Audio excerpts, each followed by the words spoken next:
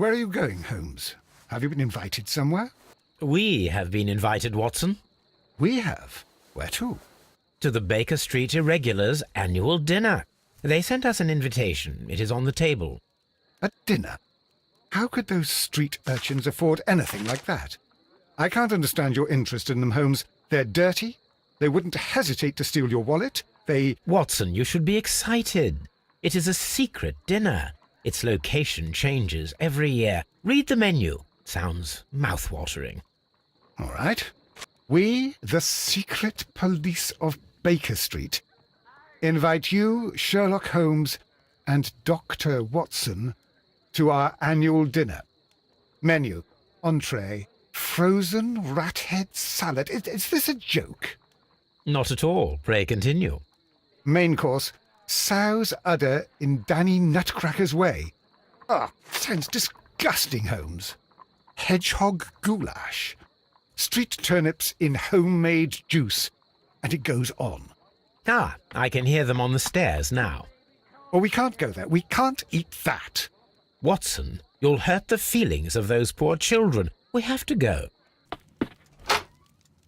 Oh, Mr. Holmes. It is fine, Mrs. Hudson. Mr. Holmes! Wiggins, Dr. Watson is getting ready. He will be delighted to join us.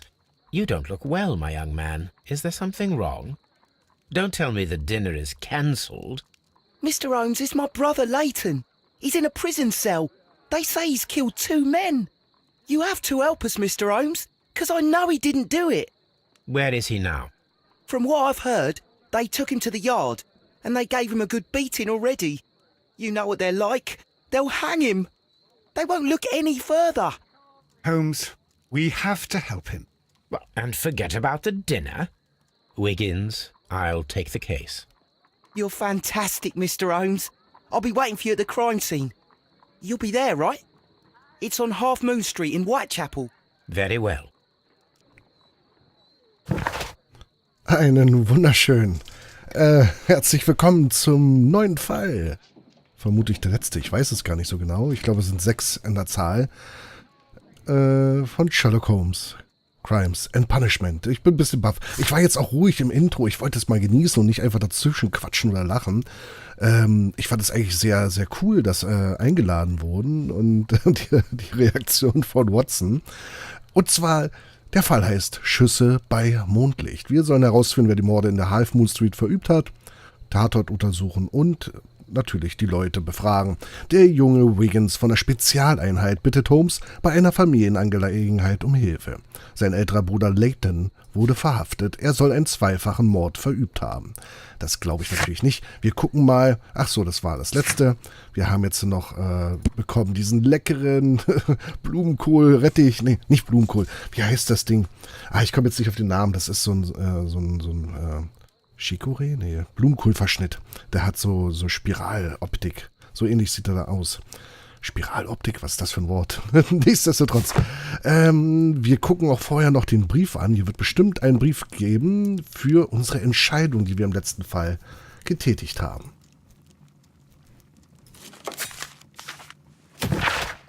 Eine Sensation. Eine exotische Möglichkeit für einen Mord. Das Arsenal der Kriminellen dürfte bald um giftige Pflanzen erweitert werden.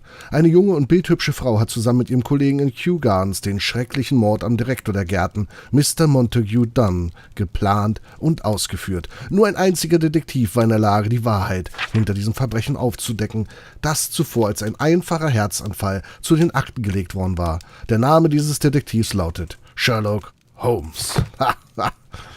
Eines unserer leichtesten Übungen. Ja, wir sollen zum Tatort. Das werden wir auch tun. Wir gehen zuerst zur Half Moon Street und schauen uns das Ganze an. Ich bin gespannt.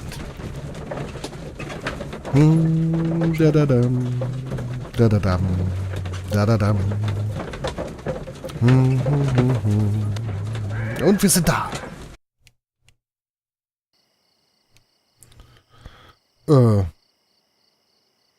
Oh, wir haben sogar eine Lampe.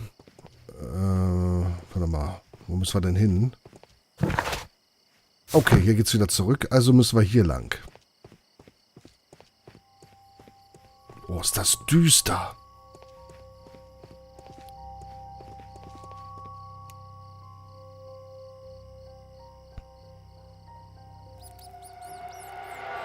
Please, gentlemen, leave the scene now.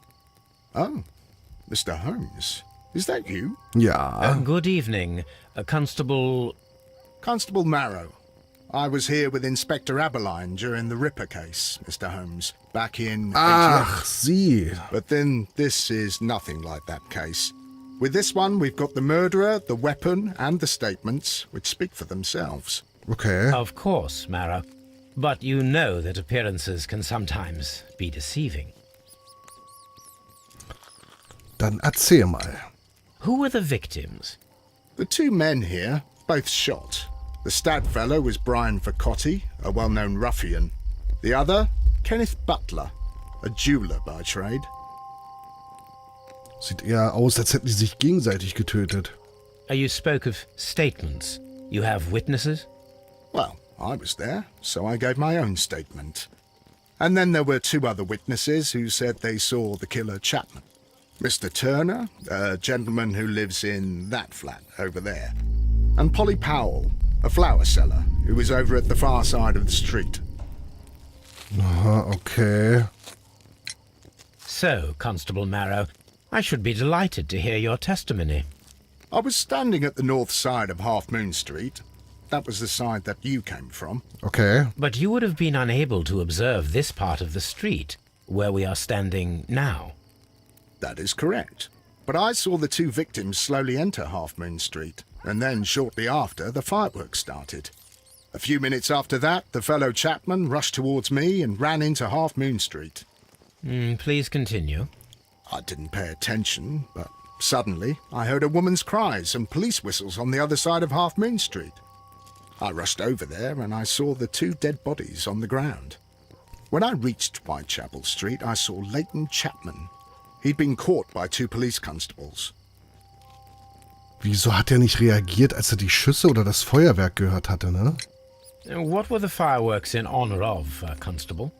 Well, today's Queen Victoria's birthday, Mr. Ach Holmes. so, ja, ja, ja. Ah, yes, I appear to have lost track of the days. It is May now, of course. Did you hear the shots? I didn't hear any shots. The fireworks were all over the sky. They were so loud I couldn't hear anything else. Okay. Constable Marrow, what else caught your attention while you were running through Half Moon Street? I saw nothing but rats, and I took the time to light every corner with my lamp. Did you happen to look up at Mr. Turner's window when you were on Half Moon Street at that time? Yes, I saw that the window was open, but no one was there. It was dark in the room. Constable, Okay. your statements have been of great value to me. Ja, ich glaube, die habe ich schon fast die Lösung verraten. Wir gucken uns mal die Leiche an. Eine der Leichen. Da liegt doch was. Ne. Nix mit den Händen. Der Kopf ist eine Schusswunde. Zum Opfer gefallen. The bullet struck his head. This man didn't stand a chance. Sieht aber wie aufgesetzt aus, oder?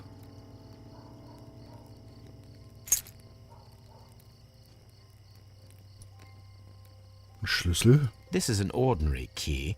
I wonder what kind of door it opens. Noch was? Da sag ich doch, der Gegenstand. Den wollte ich doch haben. Ein Holzstück ist das, A okay? piece of wood that has stuck between the cobblestones. Let us take a closer look. Das sieht aus wie eine Spitze von einem Stock oder so. This shard of wood is quite new. So, dann haben wir da drüben noch die andere Leiche. Warum sind da die Glühwürmchen so aktiv? Und der hat eine Schusswunde im Bauch. He tried to stop the bleeding with his hand. Death was not instant. The bullet penetrated his stomach, a dreadful wound. Auf jeden Fall. A tattoo from Westgate Prison. Vercotti must have done some time there.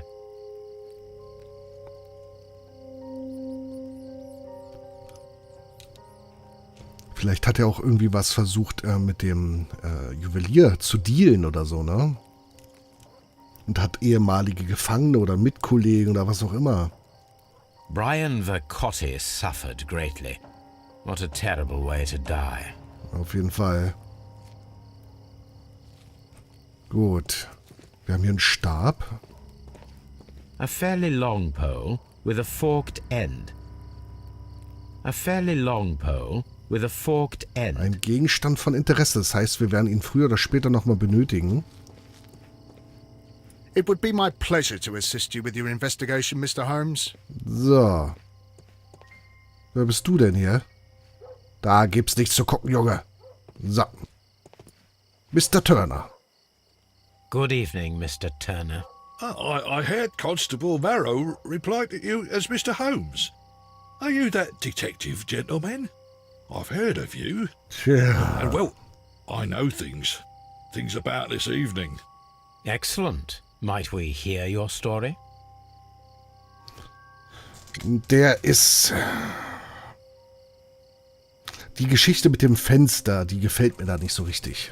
Deswegen, ich behalte ihn im Auge. Der ist jedenfalls von Interesse, sag's mal so.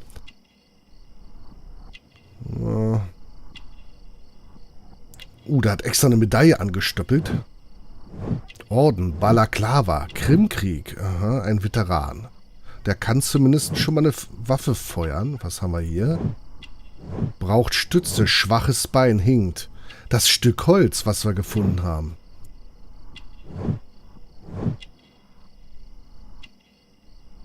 Die Frage ist...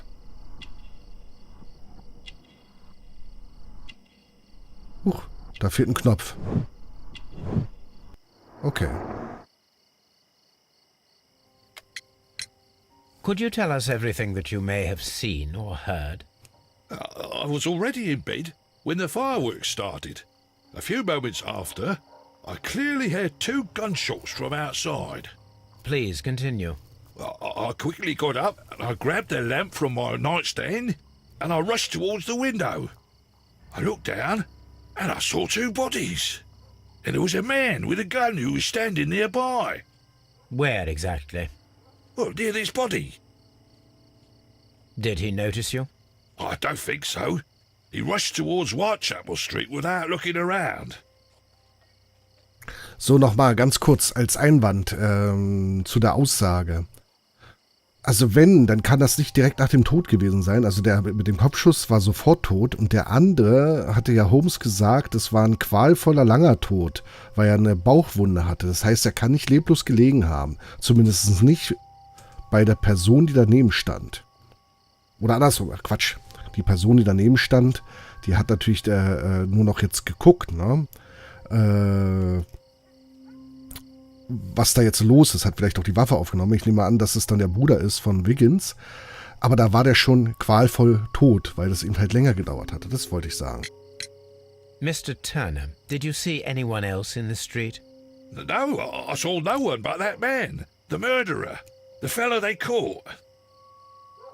Gut, super. Ja, wie sah er denn aus? Das war genau der, den sie geschnappt haben. Were the Sauber. 2 shots you heard consecutive? Yes, there was a very short pause between them, and they sounded different somehow.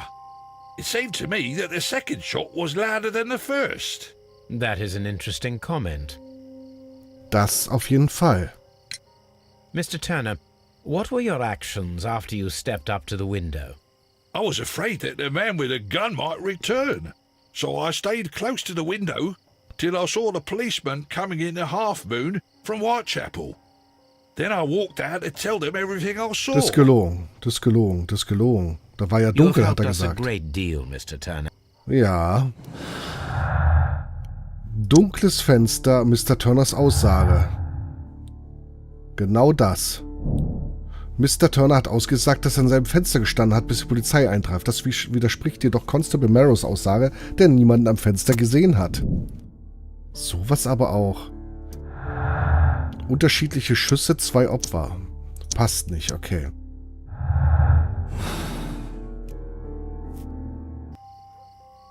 Tja. Mr. Turner, You have stated that you remained close by your window after the crime, is that correct? Oh, yes, Mr. Holmes. I stayed at my window until the policeman arrived to examine the dead bodies. Turners Aussage. That is very interesting, Mr. Turner. Constable Marrow stated that he did not see anyone at the window when he was running through Half Moon Street. Well, I think Constable Marrow and me, we might have been distracted by the whistles and shouts coming from Whitechapel. We could have missed each other somehow. You understand what I mean? It was a bit of a stressful moment, to tell you the truth, sir. Allow me to form my own theories, Mr. Turner. Would you mind showing me the view that you had from your window? Not at all, Mr. Holmes. Please, follow me. Mr. Turner appears to live very modestly.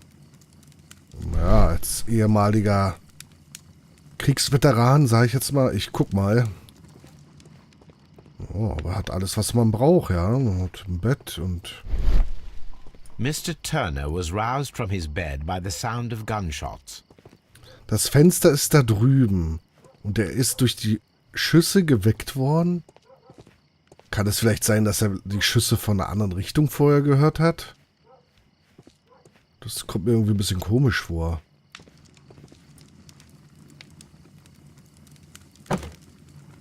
Ah, ich wusste es. This walking stick is broken. It was placed here quite recently. Er war direkt da. A perfect match. So, Mr. Turner broke his stick when it became stuck between the cobblestones. He did not mention that he was so near to the victims. Wollte vielleicht ein bisschen Geld holen. The books on this shelf are in a mess. It looks as though Mr. Turner was trying to find something in a hurry here, a short while ago. Vielleicht eine Pistole. Da ist eine Karte.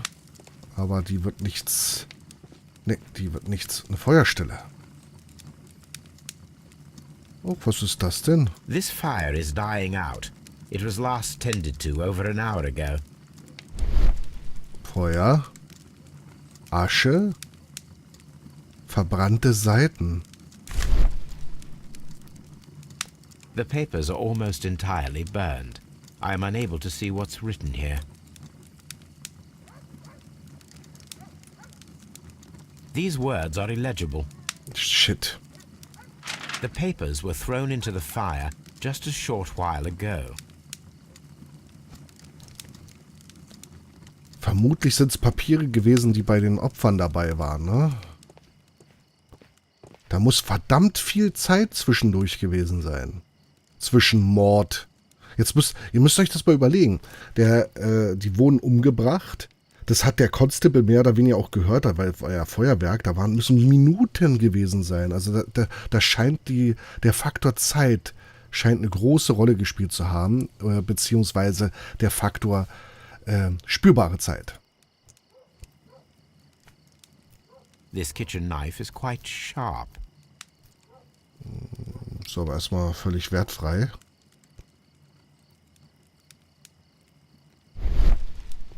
Küchentisch, Gebrauchsspuren, zerschnittenes Papier. There are pieces of shredded paper scattered over the table. This kitchen knife was used to cut the paper. Aber warum?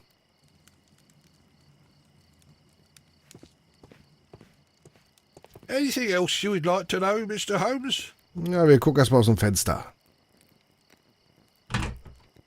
So, that's the view Mr. Turner had when he opened the window. Der sieht definitiv, ob der Constable kommt oder nicht. The dead body of Kenneth Butler. Brian Vercotti's contorted corpse.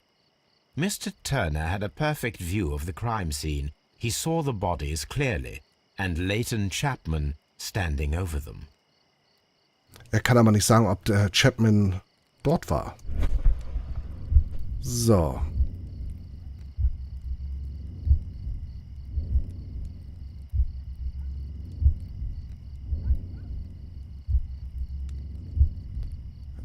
Das wird lustig. Achtung, also. Steigt aus dem Bett.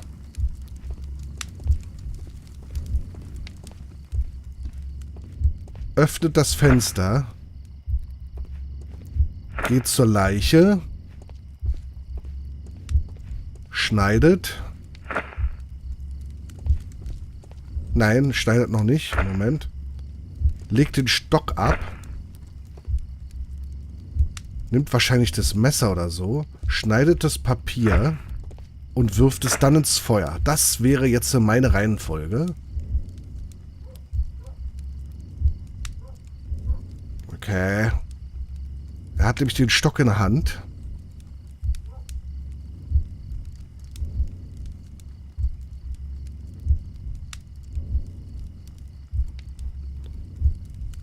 Können wir ein bisschen vorspulen. Gut. Er macht das Fenster auf.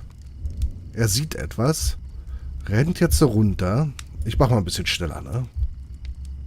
Sowas hätte ich mir öfter gewünscht.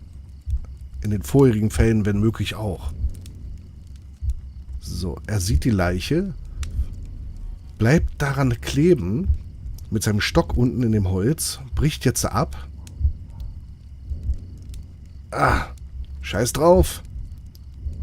So. Er geht dann hoch. Stellt seinen Stock ab und sucht irgendwas. Macht das alles dann klein und brennt es im Ofen ab. So Mr. Turner used a book to hide an object that he found on Kenneth Butler's body. The question is, what did he find?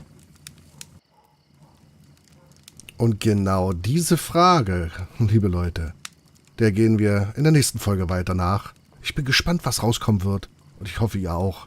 Bis dahin. Euer Firefox.